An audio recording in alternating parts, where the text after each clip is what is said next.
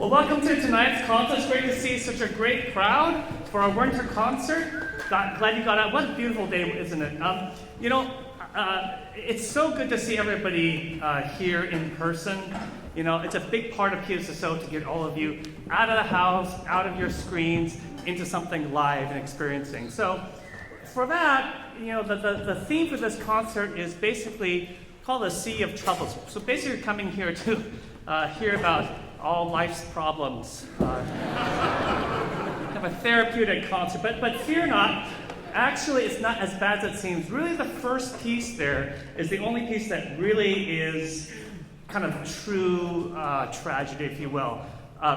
The first composer, we'll get to her name in just a moment here. She was actually born and grew up during World War II in Poland, which of course was an epicenter of the Nazi invasion. So during the war, she was actually playing secret concerts underground to keep the morale up. And actually this piece was composed in 1943 while she was underground and didn't get its premiere until after the war.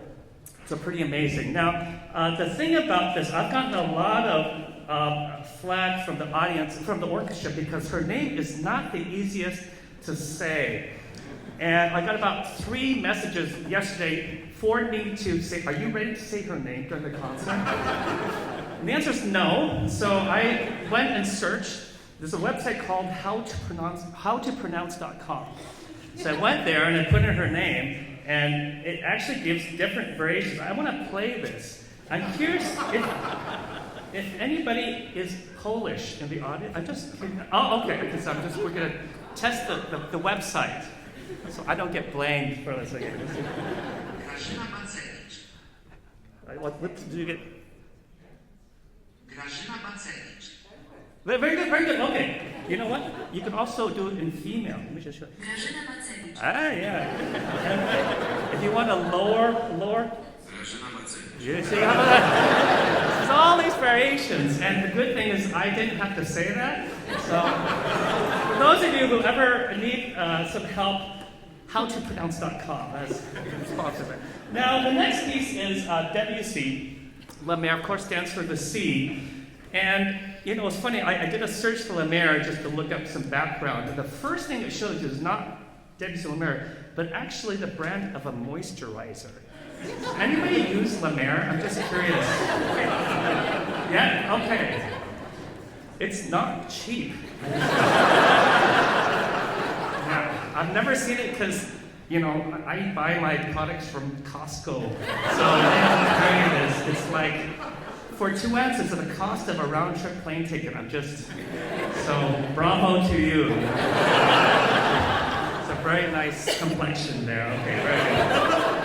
Anyhow, really, Debussy was one of the forefront composers of that transition from Romanticism into Impressionism, sort of the moving from the real into the abstract.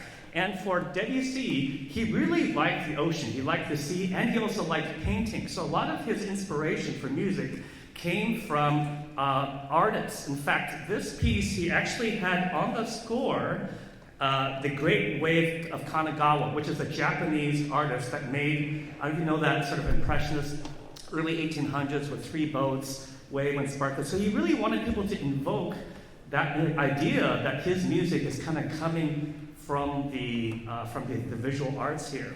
And I want you to be thinking, as you listen to this piece, about the orchestration and how masterful Debussy is at using the instruments as auditory paintbrushes. Think about that as really, you know, and if we do our job well, right, you would be thinking paintbrushes, not anything like, skilled paint or, you know, something like that, right? So we're going to do our best to give you that impression. A couple things I want you to think about. In the opening section, it's about calm waters in the morning. So you're going to hear the strings, you're going to hear the harps, and so sort of imagine that morning where you don't have much activity yet. Another interesting thing, you'll hear the rolling waves either being played by the strings, by the winds, and everything's always adaptive. Everything's moving back and forth because the ocean is not static. It's not monotone. There's lots of things happening. Another thing you want to hear for is the crashing of the waves. So listen for the cymbals and listen for the gong.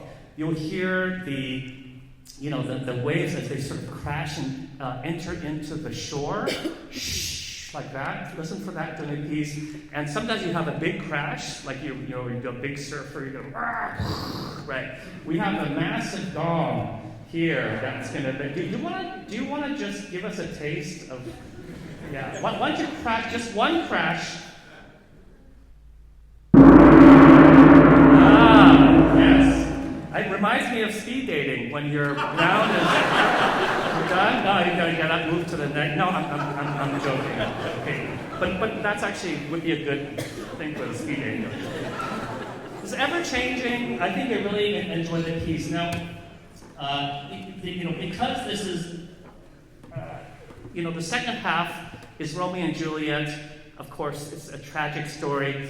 One of the great things about Town Hall, we love to support them and their mission. They allow you to buy drinks and take it into the hall. So if you're interested, during intermission, you can go buy some wine, beer. For those of you, NA, Gen Z folks who are totally tanking the alcohol industry, there's also non-alcoholic options.